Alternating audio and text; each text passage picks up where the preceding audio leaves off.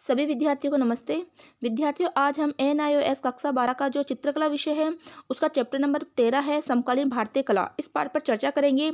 ये लेसन आपके Rajasthan state open board है उसके अंतर्गत भी दिया गया है, तो दोनों ही बोर्ड के जो विद्यार्थी है उन दोनों के लिए ही लाभदायक रहेगा। तो पहले इसकी भूमिका देखते हैं। मुगल तथा पहाड़ी चित्रकला तथा पारंपरिक मूर्तिकला के अंत के पश्चात 19वीं शताब्दी में भारतीय कला के क्षेत्र में कोई विशेष विकास नहीं हुआ।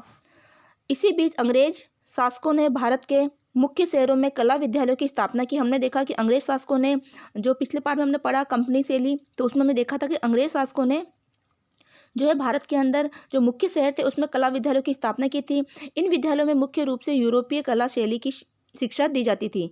दक्षिण भारत में राजा रवि वर्मा पश्चिमी यथार्थवादी कला शैली में पौराणिक तथा धार्मिक विषय वस्तु पर चित्र बनाकर बहुत लोकप्रिय हुए। तो हमने जो रवि वर्मा का पिछला चित्र हमने देखा था जिसमें उन्होंने जो है रावण और सीता का चित्र, जो रावण जो है सीता हरण का चित्र इसमें दे रखा था। वे दक्षिण भारत के स्वयं शिक्षित चित्रकार थे। बंगाल के अबरिंद्रनाथ ठाकुर ने पारंपरिक रीति के आधार पर एक नई चित्र रीति प्रस्तुत की।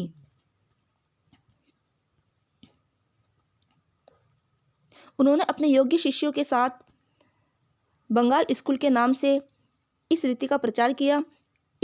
इन शिष्यों में से नंदलाल बोस, विनोद बिहारी, शारदा वकील जैसे कला हस्तियां प्रमुख थी। जिस समय भारत में ये चित्र रीति लोकप्रिय हो रही थी, उसी समय पेरिस से शिक्षा प्राप्त अमृता शेरगिल भारत आ पहुंची। अमृता अपनी चित्रशैली में पश्चिमी तकनीकी के साथ भारतीयता का संगम करने में सफल हुई। दूसरी ओर विश्वविख्यात कवि रविंद्रनाथ ठाकुर ने 67वें वर्ष में चित्र बनाना शुरू किया, जिनके चित्रों में अभिव्यंजनामय रूप बहुत सुंदर तरीके से प्रकट हुआ है। एक अन्य कलाकार जामिनी राय ने लोक कला से प्रेरित होकर उसे आधुनिक रूप दिया और इससे एक नई शैली का जन्म हुआ। इन भारतीय समकालीनों की चित्रकला से प्रेरित होकर कई युवा कलाकार नई नई रीतियों द्वारा कला सृजन करने लगे। इनमें बंगाल के कलकत्ता ग्रुप तथा मुंबई के प्रोग्रेसिव आर्टिस्ट ग्रुप का भारतीय समकालीन कला के विकास में महत्वपूर्ण योगदान है। तो इस तरह से हमने इसकी भूमिका देखी।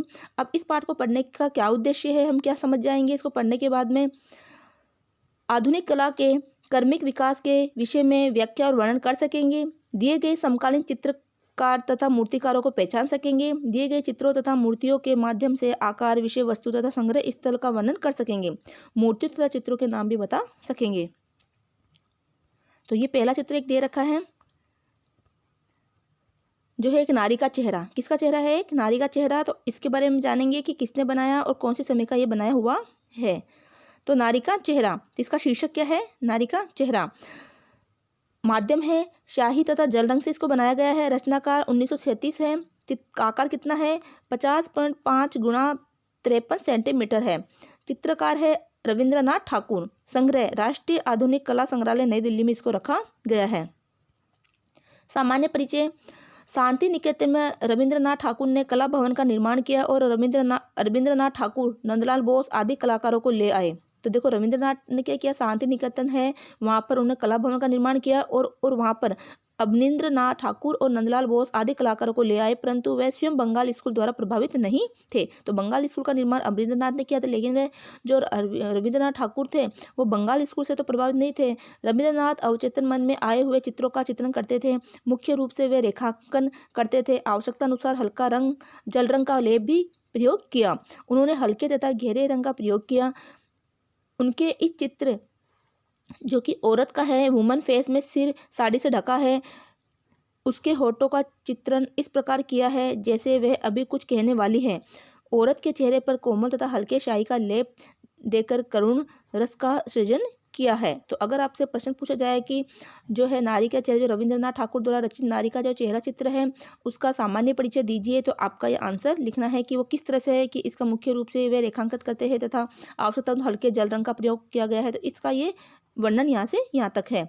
अब इससे संबंधित कुछ प्रश्न दे रखे हैं जो रिक्तस्थान की पूर्ति करना है कि शांति निकेतन में रविंद्रनाथ ने कला भवन का निर्माण किया। तो मैंने इसका आंसर लिख रखा है। इस चित्र में रविंद्रनाथ ने शाही तथा जल रंग का प्रयोग किया है। रविंद्रनाथ अवचेतन मन में आए हुए चित्र का चित्रण करते थे। एक ये अगला चित्र है जो कि दुल्हन का श्रृंगार करते हुए का चित्र है। ठीक है, ये आपका चित्र देख सकते हो आप। तो शीर्षक है दुल्हन का श्रृंगार। माध्यम है कैनवस पर तेल रंग। तो माध्यम किससे बना है? कैनवस पर तेल रंग के द्वारा इसको बनाया गया है। रचना काल 1937 से। आकार है 144.5 गुणा 86 सेंटीमीटर। चित्रकार अमृता शेरगिल। तो हमने देखा अमृता शेरगिल जो है वो बाहर से आई हुई थी। ठीक है, उन्होंने यूरोपीय चित्रशैली के साथ साथ में भारतीय चित्रशैली को भी स्थान दिया। तो दोनों का मिक्स जो रूप है उन्होंने अपनाकर एक नई चित्रशैली का निर्माण किया। संग्रहालय राष्ट्रीय आधुनिक कला संग्रहालय नई दिल्ली में इसको रखा गया है। सामान्य परिचय। दुल्हन का श्रृंगार अमृता शेरगिल का एक विख्यात चित्र है जिसमें 5 मानव आकृतियां हैं। इन चित्र में दुल्हन तथा उसकी सहचरियों यानी कि उसकी सहेलियों के सहचरी जो उसको जो सहयोग करने वाली है तो उसकी सहचरियों के शरीर के रंगों का भेद चित्र के संयोजन को परिपूर्ण करता है। चित्र की पृष्ठभूमि में अमृता ने मनपसंद धुंधले हरे रंग के आगे बैंगनी, गुलाबी, हरा, सफ़ेद तथा भूरे रंग के प्रयोग से सुंदरता बहुत बढ़ गई है। आमतौर पर अमृता अपनी कला में आत्मा के गहरेपन को अभिव्यक्त करती थी। दुल्हन का श्रृंगार चित्र की छंदमयता कलाकृतियों की हस्तमुद्रा से और भी स्पष्ट हुई है। तो दुल्हन का जो श्रृंगार है उसकी जो चित्र छायामयता है, छंदमयता है, वो कलाकृतियों की हस्तमुद्रा से और भी स्पष्ट हुई है। निसंदेह भारतीय नाट्य कला की इन मुद्राओं ने अमृता को प्रभावित किया। चित्र के सामने 2 मिट्टी के घड़े हैं। एक सहचरी दुल्हन के केस संवार रही है तथा दूसरी सहचरी हाथ में बर्तन लिए खड़ी है। दुल्हन के दोनों हाथ लाल रंग के हैं जो आमतौर पर विवाह के समय भारत में प्रचलित है।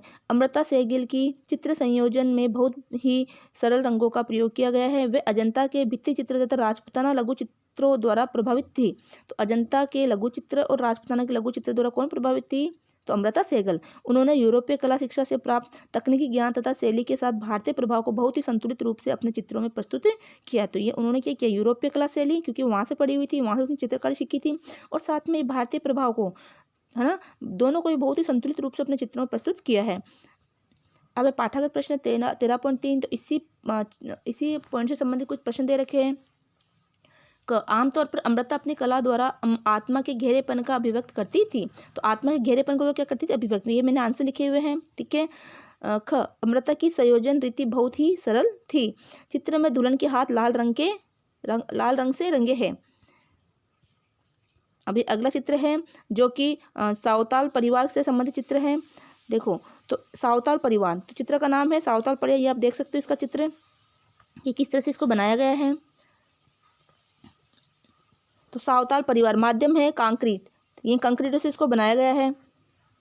रचना काल 1938 है। आकार ऊंचाई 290 गुणा 200 गुणा 315 सेंटीमीटर। इसका मतलब है कि 290 फीट ऊंचा है, 200 इसकी चौड़ाई है और 315 इसकी मोटाई, 200 इसकी मोटाई है और 315 इसकी चौड़ाई के अंदर इसको बनाया गया। तो इसके आकार और आकृति बताई गई है। मूर्तिकार राम किंकर बेज। किसने बनाया इसको? राम किंकर बेज। संग्रह विश्व भारती शांति निकेतन पश्चिमी बंगाल में है। तो विश्व भारती शांति निकेतन विश्व भारती संस्था है वो, जो कि पश्चिमी बंगाल में, वहाँ पर इसको रखा गया है। सामान्य परिचय। राम किंकर की कला शिक्षा शांति निकेतन के विश्व भारती में हुई थी। नंदलाल बोस उनके गुरु थे तथा विनोद बिहारी मुखर्जी, संग चौधरी आदि विख्यात कलाकार उनके सहपाठी थे। राम किंकर भारतीय समकालीन कला के प्रथम मौलिक आधुनिक मूर्तिकार हैं। उन्होंने चित्रकला में भी अपनी प्रतिभा को स्पष्ट किया है। उनकी नई मूर्तिकलाओं ने कला रसिकों को मोहित किया है एवं अगली पीढ़ी के कलाकारों को प्रेरित भी किया है। उनकी मूर्तिकला में 2 सुंदर यक्ष तथा यक्षिणी की मूर्तियां नई दिल्ली में रिजर्व बैंक ऑफ इंडिया के मुख्य द्वार के दोनों ओर शोभायमान हैं।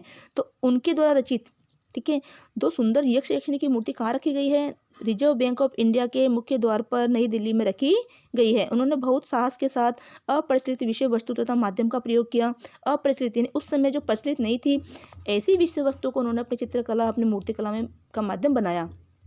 माध्यम के लिए उन्होंने सीमेंट तथा रोड़ी से मिलाकर कांक्रीट द्वारा मूर्ति में खुरदरी सतह बनाई। सातल परिवार इसी माध्यम से बनाया गया है। इस मूर्ति में सातल परिवार जैसे आदमी, स्त्री तथा बच्चे गांव छोड़कर शहर में आजीविका के लिए जा रहे हैं। उनका पालतू कुत्ता भी उनके साथ है। इस मूर्ति में मूर्तिकार ने बहुत ही मार्मिकता के साथ ग्रामीण समाज की दुर्दशा का वर्णन किया है। तो इस चित्र के अंदर आप देख सकते हो कि देखो ये कुत्ता है, ठीक है, ये क्या है? कुत्ता दे रखा है यहाँ पर, है ना। और ये जो है ये इनके कंक्रीट के द्वारा इनका चित्र बनाया गया है कि सर पे उन्होंने कुछ रख रखा है सामान वगैरह। ठीक है, ये स्त्री पुरुष दोनों का चित्र है, इसमें बच्चे भी साथ में हैं, कुत्ता भी है। तो इस तरह से वो अपने रोजगार की तलाश में शहर की तरफ जा रहे हैं।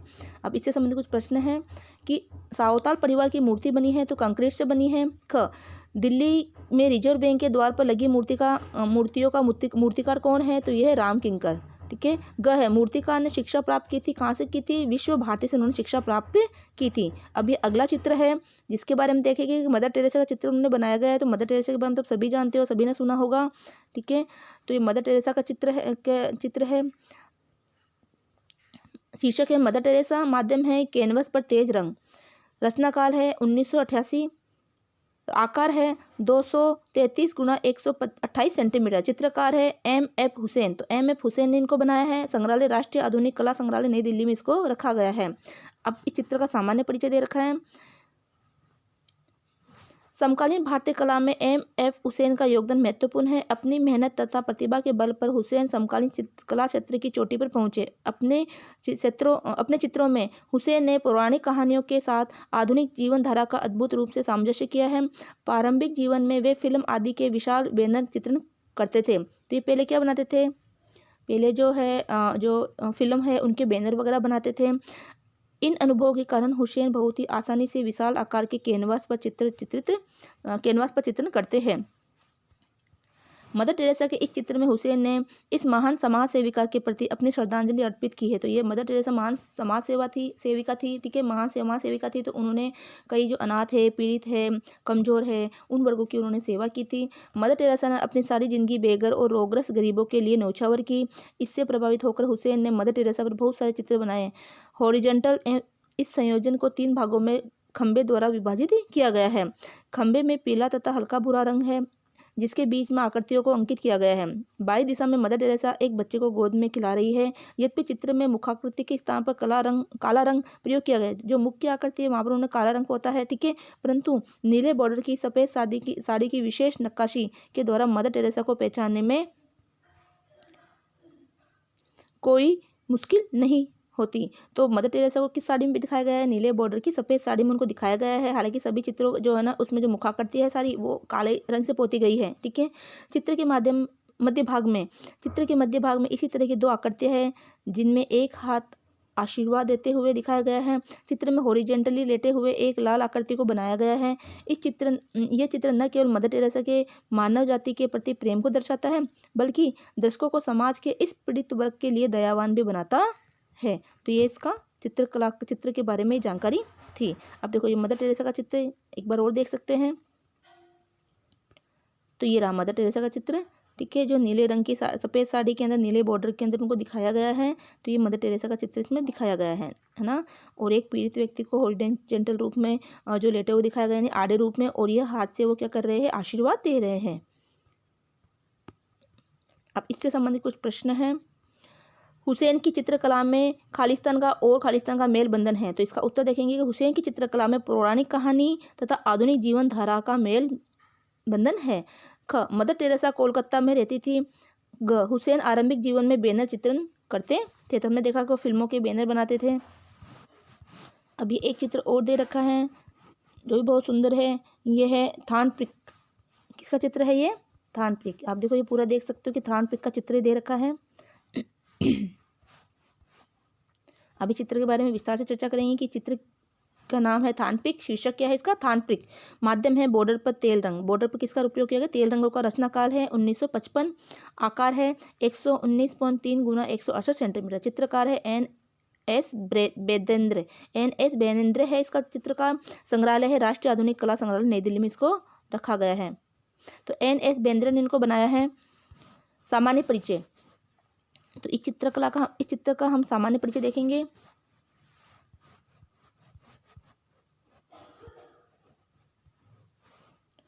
इंदौर के ललित कला विद्यालयों में, तो इंदौर में कहाँ है ये? इंदौर में ललित कला विद्यालय से शिक्षा प्राप्त कर N.N. बेंद्रे ने केवल एक महान चित्रकार थे। जो क्या थे? केवल एक महान चित्रकार थे, बल्कि बड़ौदा की M.S. यूनिवर्सिटी के कला विभाग के प्रधानाचार्य के साथ साथ समकालीन कला में ख्यातिमान कई चित्रकारों के शिक्षक भी थे। तो ये क्या थे? तो चित्रकार नहीं थे बल्कि जो बड़ौदा की MS यूनिवर्सिटी है उसके कला विभाग के प्रधानाचार्य भी थे। साथ ही समकालीन जो कला के ख्यातिमान कई चित्रकार उनके शिक्षक भी ये रहे हैं। बेंद्रे ने यद्यपि पश्चिमी रीति में कला शिक्षा प्राप्त की थी, परंतु उनके चित्र की शैली संपूर्ण रूप से भारतीय है। दिया गया थान पिक एक ऐसा चित्र है जिसकी विषय वस्तु भारतीय शास्त्रीय चित्रकला तथा मूर्तिकला में बहुत ही लोकप्रिय है। वर्टिकल संयोजन, वर्टिकल मतलब खड़ी, ठीक है, और हॉरिजॉन्टल मतलब आड़ी रूप में। तो ये वर्टिकल संयोजन में एक व्यक्ति को पैर में चुभे हुए कांटे को निकालते हुए दिखाया गया है। यह संयोजन अजंता के भित्ति चित्रों की याद दिलाती है। पृष्ठभूमि में एक पहाड़ के साथ पेड़ भी दर्शाया गया है। यद्यपि चित्र की विषय वस्तु पारंपरिक भारतीय शैली की है, पारंपरिक भारतीय शैली में इसको बनाया गया है, पर इसे घनबादी यानी कि क्यूबिस्ट शैली की तकनीकी में बनाया गया है। इस चित्र में मुख्य रूप से नीला, भूरा, लाल तथा पीला रंग प्रयोग हुआ है। तो इसमें नीला है, भूरा है, लाल तथा पीले रंग का प्रयोग किया गया है। तो ये चित्र आप दोबारा एक बार देख सकते हैं किस रूप में इसको बनाया गया है। ये देखो, तो पैरों से क्या निकाल रही है, कांटा निकाल रही है। देखो कांटा निकालते हुए दिखाया गया है पैर से, ठीक है। हॉरिजॉन्टली खड़ी रूप में इसको बनाया गया है, खड़ी शैली के अंदर, है ना। तो ये वर्टिकल शैली में बनाया गया है इसको, ये कांटा पैर से निकाल रही है। तो बड़ा ही सुंदर चित्र इसका बनाया गया है। अब इस चित्र से संबंधित कुछ प्रश्न है। बेंद्रे के प्रधानाचार्य थे, तो बेंद्रे कहाँ के प्रधानाचार्य थे, तो MS यूनिवर्सिटी के कला विभाग के प्रधानाचार्य थे। तो यहाँ खालिस्तान में आएगा क्या, MS यूनिवर्सिटी। उनकी चित्र शैली संपूर्ण रूप से भारतीय है। थान पिक चित्र घनबादी शैली की तकनीकी से बनाया गया है। तो ये इसके आंसर है। अब है सारांश। सारांश देखेंगे कि इस पाठ का सारांश जो यहाँ पर दे रखा है, रवि वर्मा, रविंद्रनाथ, अमृता शेरगिल, जामिनी राय आदि मार्गदर्शिका के बाद युवा पीढ़ी के कलाकार समकालीन कला का विकास करते रहे। इन कलाकारों में NS Bendre, MF Hussain, FN सुजा, गणेश पाइन है, SH रज्जा, विकास भट्टाचार्य, सतीश गुजराल आदि ने भारत के विभिन्न प्रांतों में नई नई शैली में कला की रचना की। दक्षिण भारत की समकालीन कला के विकास में पाणिकर, श्रीनिवासुल तथा चोलामंडल कलाकारों का योगदान महत्वपूर्ण है। तो इन्होंने भी यहाँ पर कई तरह के चित्र बनाए। अब ये कुछ प्रश्न दे रखे हैं जिसका उत्तर आपको इन्हीं में से मिल जाएगा। जैसे कि नारी का चेहरा चित्र का वर्णन कीजिए। नारी का चेहरा अपन ने पढ़ा था, ठीक है। राम किंकर ने मूर्ति बनाने में किस सामग्री का प्रयोग किया था, जो कंक्रीट वगैरह उनका प्रयोग किया है। दुल्हन का श्रृंगार चित्र के संयोजन का वर्णन कीजिए। दुल्हन का श्रृंगार चित्र बनाया गया उसमें किन किन रंगों का संयोजन किया गया है ये बताना है आपको। तो दुल्हन का श्रृंगार वाला चित्र है, उसमें से आप उत्तर देख सकते हो हम। चौथा है हुसैन की चित्र शैली पर एक अनुच्छेद लिखिए। तो हुसैन ने जो चित्र बनाया उस पर आपको उन्होंने किस तरह के चित्रों का शैली का अपनाया है उस पर आपको एक अनुच्छेद लिखना है। अब इसके कुछ शब्दार्थ देखते हैं। शांति निकेतन का मतलब है पश्चिमी बंगाल में इस संस्था में विश्व भारती है। तो इस स्थान में क्या है, विश्व भारती है। अवचेतन मन का अज्ञात अंश। बैनर, बड़े बोर्ड पर विज्ञापन चित्र। हॉरिजॉन्टल यानी क्षितिज यानी कि लेटी हुई अवस्था में। घनबादी यानी वस्तु को ज्यामितीय आकार देकर कला का रचना करना किस में आता है, घनबादी चित्रकला के अंतर्गत आता है। कि वस्तु को ज्यामितीय आकार में यानी कि ज्यामितीय आकार है जैसे कि त्रिभुज है, वर्ग है ना, आयत है ना, वृत्त है, इनको उपयोग करते हुए चित्र को बनाना, तो ये घनबादी चित्र शैली के अंतर्गत आता है। तो ये था हमारा पाठ जो कि कंप्लीट हुआ है। तो उम्मीद है कि आपको ये पाठ समझ में आया होगा। तो इस पाठ को आप वीडियो से भी पढ़ें या फिर अपने पाठ्य पुस्तक से पढ़ें, ठीक है। तो ज़्यादा से ज़्यादा वीडियो को शेयर करें, चैनल को सब्सक्राइब करें और उसको लाइक करें। मिलते हैं अगले वीडियो में, तब तक के लिए धन्यवाद।